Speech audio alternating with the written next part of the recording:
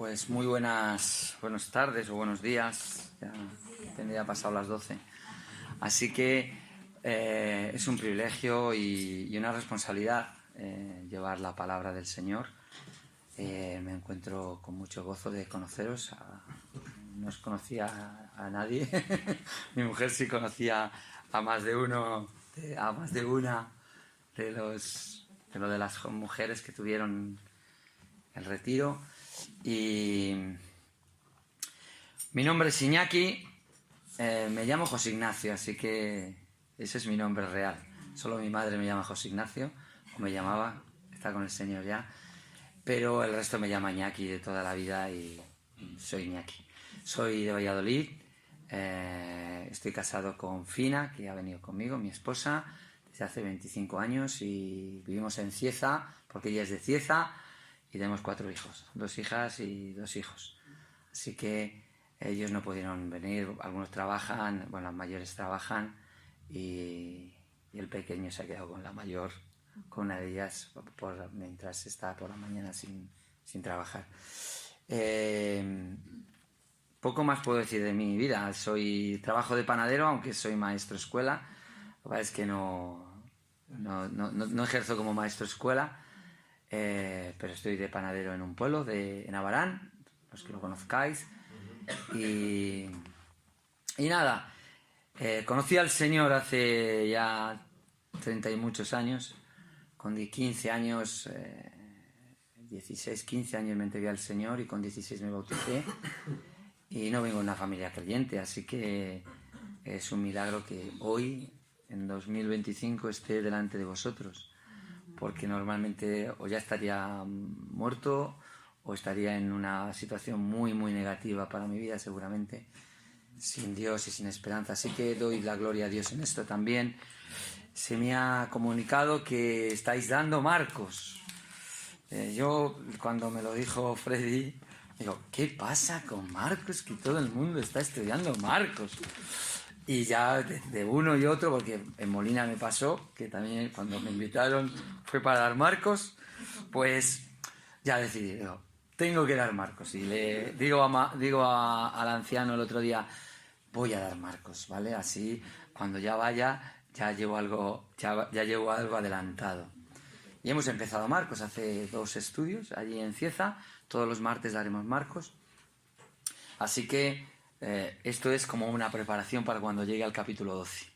Sé que estáis dando...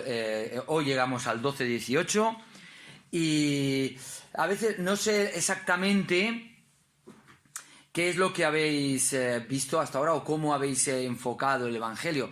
La cosa es que muchas veces los Evangelios se enfocan de distintas maneras. Depende de la perspectiva que quieras darle. Yo siempre, desde muy joven, me enseñaron, no, Marcos habla del siervo, Mateo del rey, Lucas del hombre perfecto y Juan de Jesús como Dios. Y sí, pero resulta que llegas a Marcos y el primer capítulo dice, Hijo de Dios. Y dices tú, ¿dónde está el siervo? Si se le presenta como el Hijo de Dios. Y parece que hay conflicto. La realidad es que el Evangelio lo que pretende es contar la historia, para que al contar la historia quedemos convencidos de quién es Jesús. Y al quedar convencidos de quién es Jesús, le conozcamos. Porque ser salvos, o ser cristianos, o tener vida eterna, no consta de cuánto sabemos, sino si conocemos o no conocemos a Jesús. Dijo Jesús en Juan 17, esta es la vida eterna, que te conozcan a ti, al único Dios verdadero y a quien tú has enviado. Esta es la vida eterna. Todo lo demás es religión. Es decir, puedes saber mucha teología que no te puede servir de nada delante del trono de Dios. Podemos saber muchas cosas de la Biblia que no nos sirve para nada. Pero si conocemos al Señor y hemos sido conocidos por Él, y hemos aceptado y abrazado su salvación que Él nos ofrece, entonces la relación es de conocer. La primera vez que aparece la palabra de Dios, en la palabra de Dios, la palabra conocer es en Génesis. Y conoció Adán a su mujer, Eva. Es una relación íntima. El conocer es acabar siendo uno con la persona, como Adán y Eva, cuando se conocieron, fueron una sola carne, dice la Escritura. Y lo que Dios quiere es que seamos uno con Él. Y esa es la visión del Evangelio. Al llegar a ver personas apartadas en oscuridad, que ahora andan en luz y cerca y uno con aquel Salvador. Y Marcos, como los Evangelios, lo va a marcar y lo va a enfocar a personas como nosotros. Porque Marcos se dirige a gentiles. Marcos es un evangelio escrito prioritariamente en griego para los romanos. De tal manera que el último, ¿quién es el que en la cruz da testimonio de que este es el Hijo de Dios? Un centurión romano. Empieza diciendo, este es el evangelio, principio del evangelio de Jesucristo, Hijo de Dios, y al final del evangelio hay un romano que queda convencido de que ese es el Hijo de Dios. Y nosotros somos gentiles. Puede ser que todos tenemos mezcla de sangre de todo, venimos de distintos países. Yo soy... Si nos hacen un análisis de sangre, sale la sangre de Adán, porque todos venimos de una sola sangre. Porque de una sola sangre hizo a todos los seres. Pero estamos en Marcos 12, 18, y ya ha corrido mucho el Evangelio contando de este siervo actuando, ¿no? Trabajando y trabajando y haciendo milagros y resucitando muertos y dando vista a los ciegos y sacando demonios. Y para un romano que está leyendo esto dice, wow, yo quiero a alguien así en mis ejércitos. Porque los romanos eran arquitectos e ingenieros espectaculares. Solo tienes que ir a Segovia. Ahí está, 2000 años después, el acueducto. Pero si vas a Inglaterra, entre Inglaterra y Escocia se encuentra la muralla de Adriano.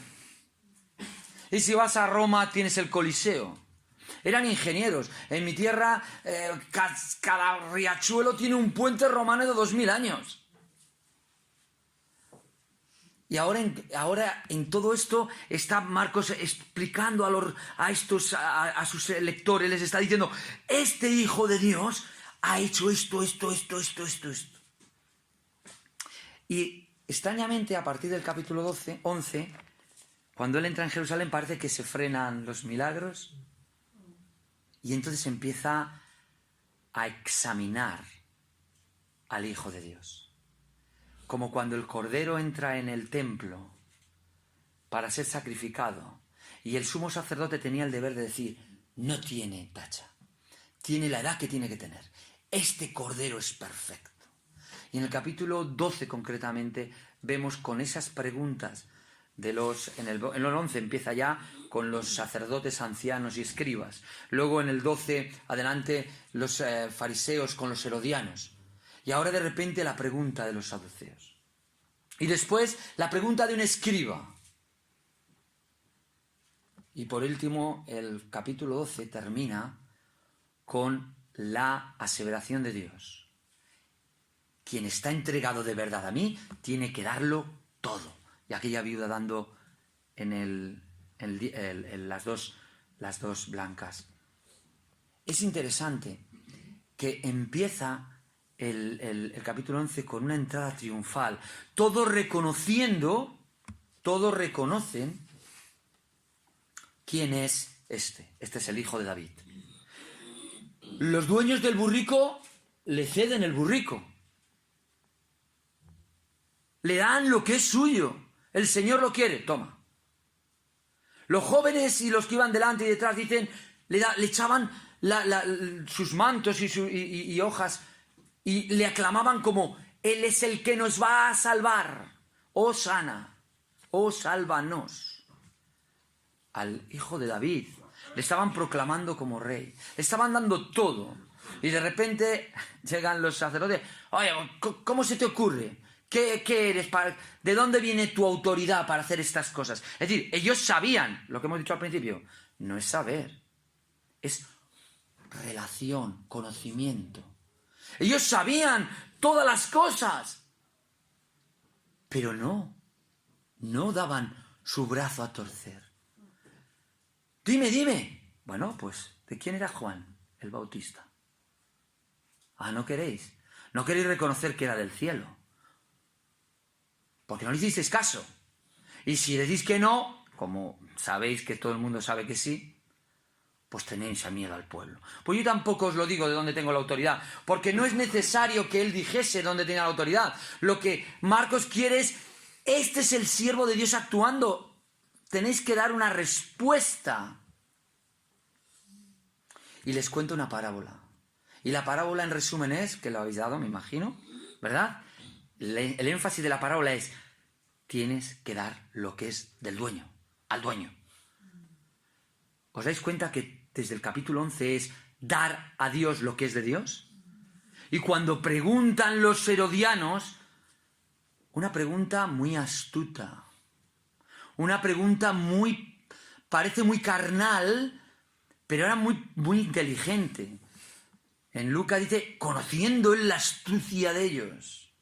Es decir, que no era una pregunta pueril o baladí, no. Era una pregunta profunda. Y él les dice, pues dadle a César lo que está en la imagen. ¿Quién es César? Dadle a César. Y vosotros a imagen de quién habéis sido hechos. Lo dice Génesis. Pues dadle a Dios lo que es de Dios. Vosotros sois la moneda de Dios. Si en la moneda de César ponía Augusto, Filo, Divino, Caesar, pues él es el hijo divino de Augusto. Pues darle al hijo de Dios lo que es de Dios. Si el divino César quiere lo suyo, dáselo. Pero a mí me tendréis que dar lo mío. Y todo es dar a Dios lo que es de Dios. Y aquella viuda termina diciendo que dando a Dios todo. Porque de todo, de lo que no tenía, dio todo. Esa dio más que nadie. Porque la idea es, tienes que entregarte a Dios. El Evangelio es entregarse al Hijo de Dios por completo, sin tantas dilaciones. Hay una historia de la higuera que también habéis dado, ahí en medio de estos dos capítulos. Y la historia de la higuera es idéntica a esto. El dueño, el labrador, creador de la higuera, va a buscar su fruto, lo suyo, y la higuera no se lo da. Claro, es que no era tiempo de higos. Da lo mismo. Israel no era tiempo de Israel. Por eso no aceptó a su Salvador. Pero tenía que haberle dado los higos. Él es el creador. La higuera era suya. Y había una maldición, como hay una maldición en la parábola de los labradores malditos, malvados. ¿Una maldición de qué? De no dar fruto. Se ha cumplido en parte esa maldición con Israel, obviamente. No en su totalidad, pero sí como nación. Así que vamos a leer. Llegamos, después de aquella pregunta, darle a César. Tenemos esto en mente, dar a Dios lo que es de Dios. Esta es la idea desde que entra en Jerusalén Jesús. Dice, versículo 18, Marcos 12, 18. Entonces vinieron a él los saduceos, que dicen que no hay resurrección, y le preguntaron diciendo, Maestro, Moisés nos escribió que si el hermano de alguno muriere y dejare esposa, pero no dejare hijos, que su hermano se case con ella, y levante descendencia a su hermano. Hubo 7 hermanos, el primero tomó esposa y murió sin dejar descendencia. El segundo se casó con ella y murió, y tampoco dejó descendencia allí. El tercero, de la misma manera. Y así los 7, no dejando descendencia, y después todos murieron también la mujer.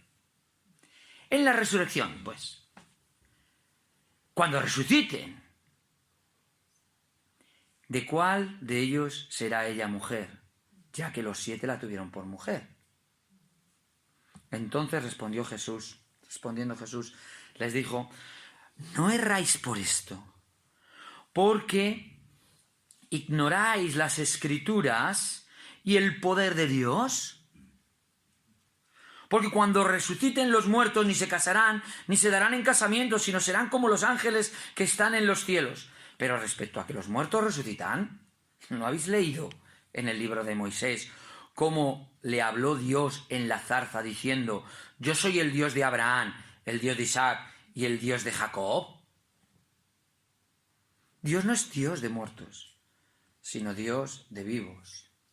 Así que vosotros mucho erráis, o muy equivocados estáis. La pregunta de los saduceos. Ya hemos visto que las demás preguntas parecían poco profundas, aunque el Señor dice que eran profundas. Y ahora llega esta pregunta de los saduceos, que ¿sabe lo que diría la Iglesia? ¡Qué espiritualidad de pregunta! ¿Sabéis por qué? Porque utiliza a Moisés, las Escrituras, va a Deuteronomio. Va a Deuteronomio, a un texto que algunos no saben ni dónde estaba. Y ellos, sí, son muy espirituales. Lo interesante es que los saduceos eran una secta judía poco espiritual. Probablemente viene de Sadoc, que significa justo, pero Sadoc, ¿os acordáis? Eso era uno de los sacerdotes, sumos sacerdotes en épocas de David y de los reyes de Salomón. Y Ezequiel, cuando habla de la familia de Sadoc, le llama así, los hijos de Sadoc, y se cree que probablemente venían de este sacerdote. Por eso la Escritura en Hechos nos dice que estaba formada por mucho del cuerpo sacerdotal, los saduceos. Es decir, ¿quiénes eran los saduceos? Pues el grosso, Anás, Caifás, el sumo sacerdote, los sacerdotes, gran parte de los sacerdotes, de tal manera que copaban la élite religiosa, pero no creían en ángeles, no creían en espíritus, no creían en nada sobrenatural. Es algo absurdo. ¿Cómo no vas a creer en esto? Si según Hebreos la ley de Moisés fue dada estando presente, ¿cuántos? 10.000 ángeles, dice allí Hebreos. Pero era esto. Esto es lo que pasa en nuestros días. Podemos ser muy religiosos, podemos saber mucho de la Biblia, pero no creemos en el poder de Dios. No creemos que Dios es capaz de hacer ciertas cosas. Por conveniencia, por no querer dar nuestro brazo a torcer, por no darle a Dios lo que es de Dios. Y entonces, sí, conocemos mucho, y en nuestros días es peor, porque no es para servir a Dios en una manera especial o de una manera diferente, no, es simplemente por practicar religión. Y nuestras iglesias están llenas, pero nuestros corazones no están llenos del Señor. Y nuestros corazones no están implicados en la relación que Dios quiere. Él no quiere tu cabeza. Él quiere el corazón, dice la Escritura. Vuestro corazón. El corazón no es sentimientos, que a veces pensamos que el corazón es sentimientos. En la Biblia el corazón es la sede de la voluntad. Los sentimientos no estaban en el corazón, sino la voluntad. De corazón entregaos a Dios. Es decir, con vuestra voluntad, no tengo que sentir un fuego del cielo, no. Tengo que decir, yo voy a hacer esto porque sé que le agrada. Yo quiero vivir así porque sé que le agrada. Quiero conocer más de Él para poder, en la medida de mi pobreza, adorarle un poquito más dignamente. Porque al fin y al cabo la adoración es decir lo que Él es, aunque sea de una manera torpe y mal y no perfecta, porque nosotros no somos perfectos.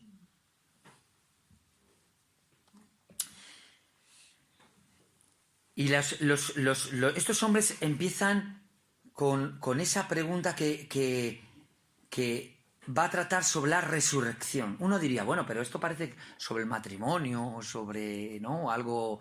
No, aquí no se trata. Aquí se trata, el problema es que ellos querían demostrar por medio de esta historia, que en otros textos dice que había entre nosotros, es decir, que parecía que estos querían decir al Señor, oye, que esto ha pasado, ¿eh? No sabemos si ha pasado, porque es tan ridícula, diría uno. Pues, hombre, es posible que en una familia los 7 hermanos ninguno esté casado y todos vayan tomando la mujer del otro. Es un poco extraño, pero bueno, vamos a darla como posible historia verídica o inventada por aquellos saduceos para pillar a Jesús, porque la cosa era que poder sacar de Jesús que no supiese contestar, que no pudiese decir que sí hay resurrección. Y les explica esto, la historia en Deuteronomio 25. Es la ley del levirato, ¿vale? Es decir, el marido, el muerto, no deja descendencia, entonces el primer hijo del siguiente hijo, con la mujer de su hermano, casados, pues el primer hijo era del otro hermano y era el heredero. No es que todos los hijos llevaran el nombre del mayor, el primero, y luego ya los demás serían tuyos. Ese es el problema, no todo el mundo en Israel aceptaba esto, si no podemos leer la historia de Ruth. En la historia de Ruth, el tal fulano que dice la Biblia, que no sabemos cómo se llamaba, era un tal fulano, como decimos nosotros, fulano y mengano, ¿no? Pues ese no quiso redimir a Ruth, no quiso casarse para que el primer hijo suyo fuese el hijo de Malón. Y en ese caso, el heredero de Abimelech. Era deshonroso para este hombre. Para Boz no, Boz le dio lo mismo.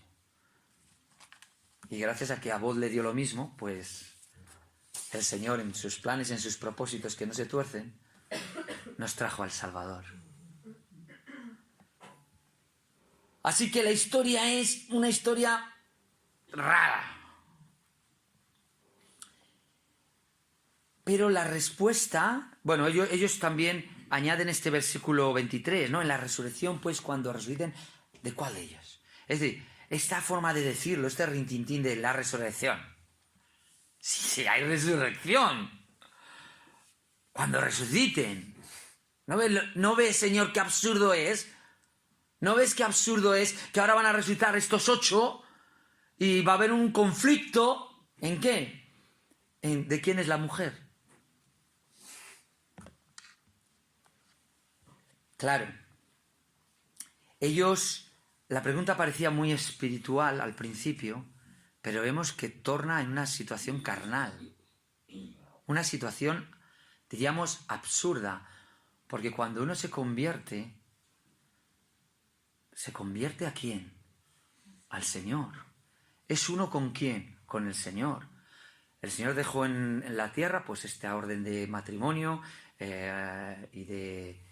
y este orden para llenar la tierra en un principio y luego para convivir, pero esto es aquí, esto es algo terrenal. Es decir, resulta que la pregunta de los herodianos, que eran políticos, era más profunda que la de estos que rápidamente lanzaron a Moisés. Hablaron de Moisés porque ellos no aceptaban la tradición de los fariseos. Ellos solo aceptaban los libros de la palabra. Ellos eran muy escriturales, sobre todo los 5 primeros libros. Cuando ya salías de los 5 primeros libros ya empezaban a poner, bueno, a lo mejor no. Pero todo lo que estaba en los 5 primeros libros de la ley, eso era rajatabla para ellos. Claro, ellos no veían nada espiritual ahí. Jesús sí después explica muchas cosas espirituales. En el Nuevo Testamento se nos explica muchas cosas espirituales de los libros, de los 5 primeros libros. Pero ellos buscaban un conflicto. Buscaban decir, tenéis razón. Es que es absurdo. ¿Cuántas cosas vemos absurdas o que nos chocan la palabra, que nos dice una cosa y luego parece que dice otra, o que parece que... ¿Y qué conflicto produce en nosotros? ¿Se puede guardar el sábado? No guardo el sábado, ¿eh? Es una explicación como los judíos decían. ¿Podemos guardar el sábado y al mismo tiempo traer la leña el sábado para el altar? Sí. Pero los fariseos pensaban que no, porque la ley es la ley. Entonces no entendían que el sábado había sido dado para por causa, ¿no? Del hombre, pero no el hombre había sido hecho para el sábado. Y el Señor les tiene que explicar, oye, David comió del pan que no le era permitido, y los sacerdotes todos los sábados quebrantan la ley. Y uno se choca y dice, anda, es verdad, todos los sábados quebrantan la ley, yendo al bosque a por leña, trayendo leña, cogiendo un cordero, es decir, haciendo un trabajo, que matar un cordero el sábado es muy complicado.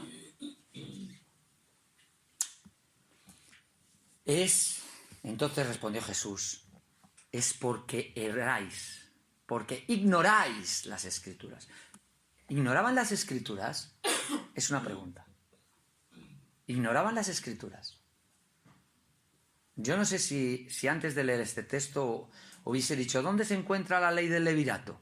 ¿Cuántos hubiéramos dicho? Deuteronomio 25:5. Estos sabían dónde estaba eso.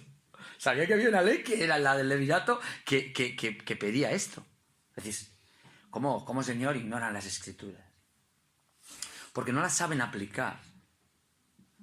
Porque no saben llegar al punto que Dios quiere de las Escrituras. Cuando la Escritura entra en conflicto con la misma persona de Dios, es porque no la estás interpretando bien. Porque nada de la Escritura puede ir en contra de la persona de Dios. Nada. Y ellos ignoraban erraban porque ignoraban las Escrituras y el poder de Dios. ¿Cuántas veces no hacemos caso de ciertas cosas de las Escrituras porque no las entendemos? O nos montamos un esquema teológico. Hay muchos esquemas teológicos. Yo no estoy en contra de la teología. Pero es que la teología, cuando encierra nuestras mentes para no poder conocer libremente a Dios, es un peligro. No, yo soy de la teología tal. ¿Qué dice la Escritura? No una serie de doctrinas. No, la Escritura no está para dar una serie de doctrinas. 10 doctrinas, teología expositiva, ¿no? O teología esquemática, o exegética, o... Tendrías protestante, católica, calvinista, teología liberal, teología de 1000 teologías. La Biblia no fue dada para un compendio de teología. Fue dada para que conociésemos al Señor. Desde la primera etapa hasta la siguiente. Solo. No es para que sepas nombres de teología. Es para que tu vida diaria sea andar con el Señor porque le conoces. Y si la teología te está impidiendo hacer esto, pues cierra un poco los libros de teología y abre un poco más la Biblia y pídele, enamórate del Señor. ¿Qué dice el Salmo 1? Porque en ella está su delicia. Cuando yo estudiaba, te lo puedo asegurar, que no era mi delicia saber sociología o psicología o pedagogía. No era mi delicia, era un trastorno absoluto tener que estar aprendiendo nombres raros. Algo que es tu delicia es que estás deseándolo, lo disfrutas, no te cansa. Y está hablando alguien que no le gusta leer mucho. Yo no soy de muy lector. No soy lector de nunca. La escuela Lo gracioso es que luego me dice maestro, pero la escuela no me gustaba. Es lo que yo creo que el Señor me dijo. No te gusta la escuela, pues vas a ser maestro. Y vas a tener que leer mucho. Muchos libros, además muy absurdos, que me tocó leer en la facultad.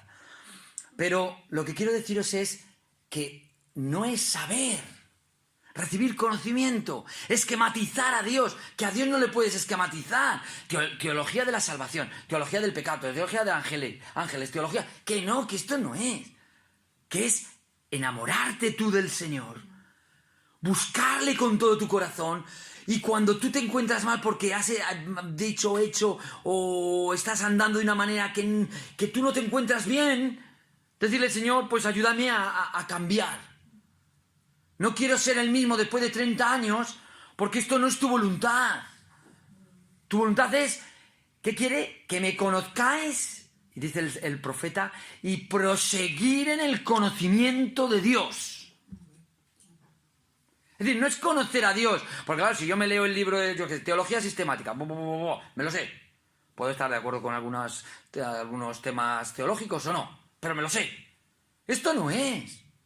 Ya no tengo más, ya no hay que conocer más de Dios porque lo conozco todo. Es una barbaridad. No es conocer dónde está esta ley. Es tener la cabeza suficiente para conocer a tu Dios y aplicar esa ley.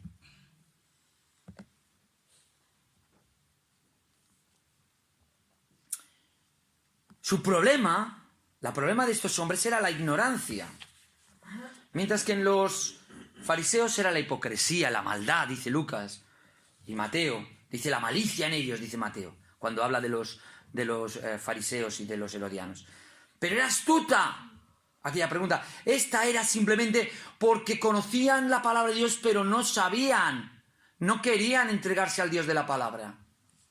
Y como no querían darle a Dios lo que es de Dios, pues se encerraban en algo muy carnal. Entonces la vida espiritual no existe. No, para estos saduceos no. Era toda una religión. En una ocasión mi hija pequeña preguntó a una profesora de su clase, estaba hablando con algunas niñas, tendría 10, 12 años, no, 10 años o así, y preguntó, hablando con unas niñas, dijo, no, porque el Señor va a volver.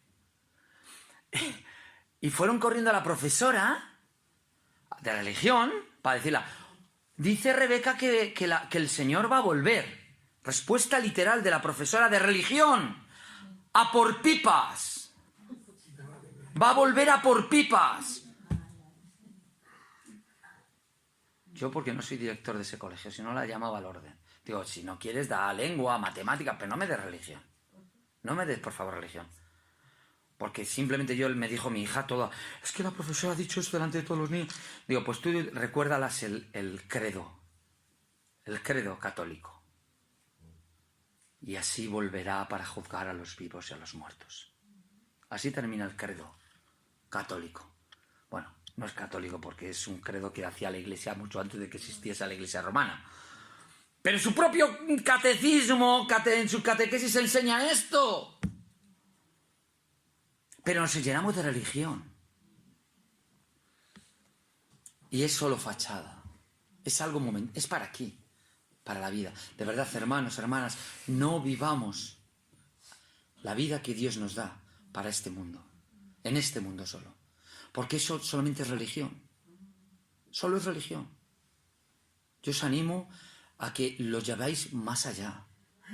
Voy a estar en la presencia. Ya no digo que voy a ser juzgado, porque vamos a ser juzgados. Va a empezar por nosotros bajo el juicio, dice Dios. Pero no os estoy diciendo esto. Voy a estar en la presencia del mismísimo Dios a quien amo, a quien quiero servir y honrar. Cambiemos el chip. Que hay un mundo de verdad más allá. Que este mundo está abierto para nosotros un día. ¿Y cómo vamos a llegar allí? Con mucho conocimiento como los saduceos, pero solo aplicarlo aquí en esta vida. El poder, dice, porque cuando resuciten los muertos, dice el Señor, ni se casarán ni se darán en casamiento, sino serán como los ángeles que están en los cielos. El Señor contesta que va a haber una resurrección. Erráis porque no conocéis la escritura ni el poder de Dios, pero van a resucitar. Lo que ignoráis es que el cielo no se mueve en los parámetros que se mueve este mundo. No, allí no hay tiempo, como entendemos. No hay espacio porque Dios lo llena todo en todo. ¿Quién puede medir esto? Yo sé algo de física y de química y os puedo asegurar que no puedo. Porque el espacio es el espacio. El tiempo es el tiempo. No hay una magnitud que yo pueda dar, que me hayan enseñado en la universidad para poder medir el cielo. Erráis porque no conocéis el poder de Dios. Hay resurrección. La hija de Jairo. ¿O es que no lo habéis oído? Se habían juntado, nos lo dice en este capítulo 12, porque querían pillarle. Claro que conocían que la hija de Jairo había sido resucitada. Es que no habéis oído de Lázaro. Claro, porque Lázaro había sido resucitado un poquito antes de esta situación. Aunque no hay cronología en Marcos, ni en ninguno de los evangelios, sabemos que Lázaro fue resucitado antes de la última semana de la Pascua.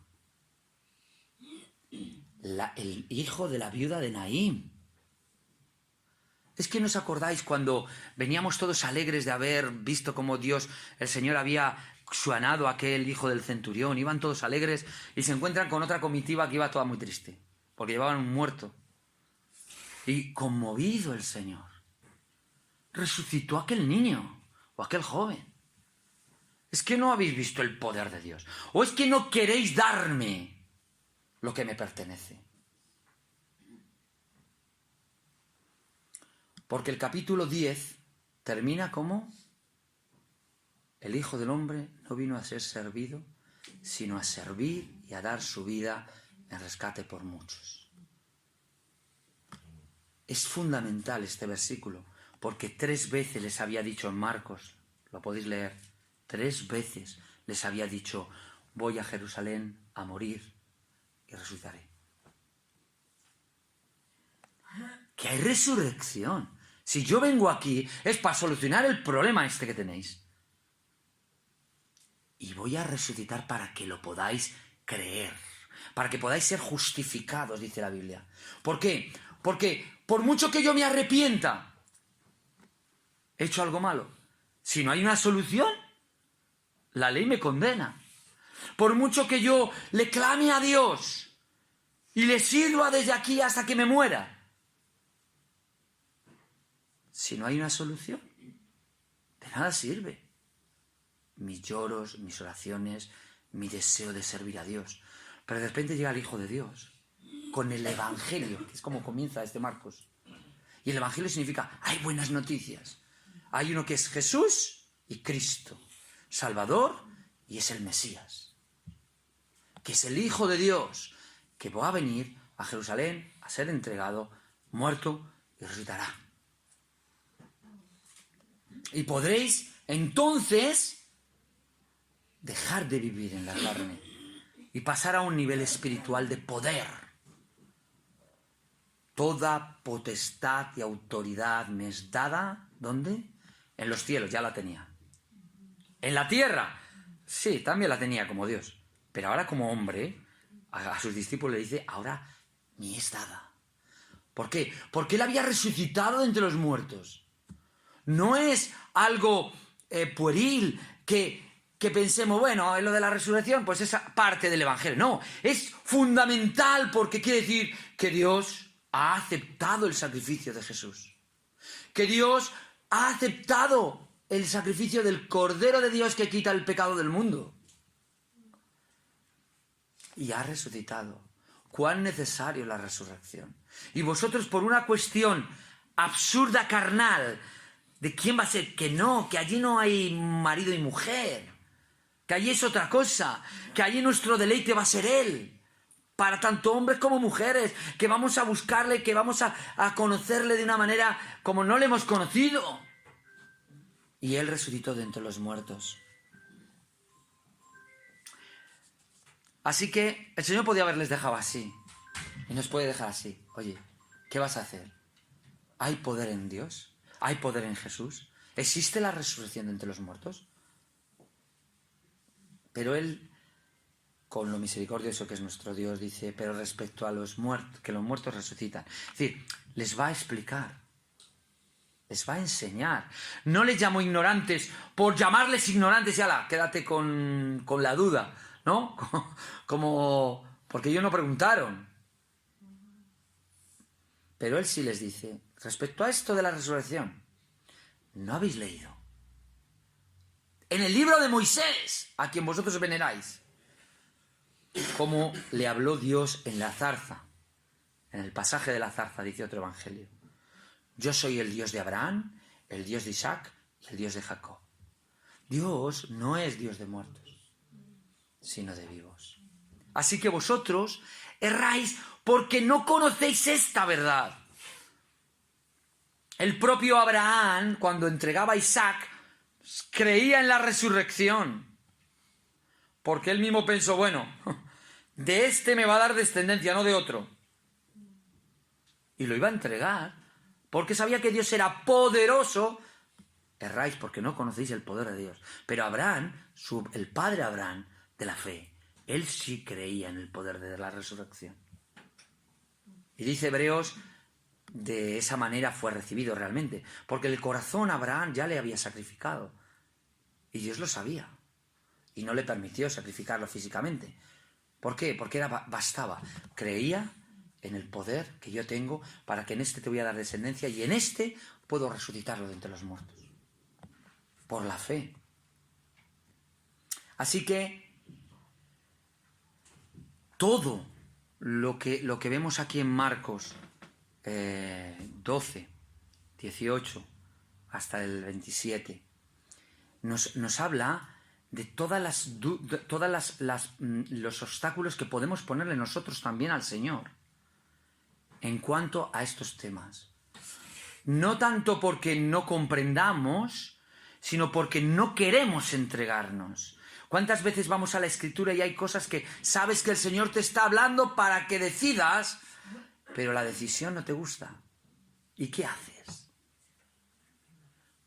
Pues a veces lo ignoramos. ¿O no? No, siempre obedecemos, somos muy espirituales. No, a veces lo ignoramos. Porque el problema nuestro es que desconfiamos del poder de Dios. Si el Señor me ha pedido algo, Él dará fuerzas, Él dará salida, Él hará todo. Pero que hay resurrección, la hay. No es el tema, yo pienso. La resurrección es un tema sugerente en este texto, ¿no? Que podríamos luego ir a otros textos, a pensar sobre la resurrección y todo eso. El problema es que tenéis que dar a Cristo lo que es de Cristo. ¿Y qué es lo de Cristo? Pues que Él es poderoso. Que Él es poderoso para cambiar mi vida. Que Él es poderoso para hablarme con las Escrituras. Que es poderoso para quitar mi ignorancia de las Escrituras.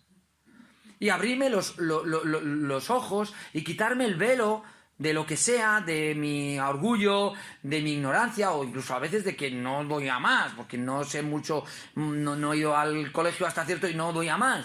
Pero el Dios de todo poder, y conozco muchos casos, ha hecho personas que no sabían leer, conocerle. No es necesario ser un catedrático, ¿eh? Solamente un corazón dispuesto a creerle y a obedecerle y a amarle.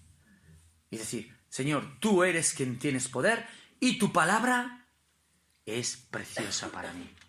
Así que de los saduceos aprendamos que Dios busca hombres y mujeres que le conozcan, que no nos quedemos en la superficie, que le conozcan el poder de su resurrección, como dice la Escritura, y en la participación de sus padecimientos, para llegar a ser, a lo más, como dice Efesios, un cuerpo formado hasta la medida, la estatura del varón perfecto, que es Cristo. ¿Qué es lo que Dios quiere hacer?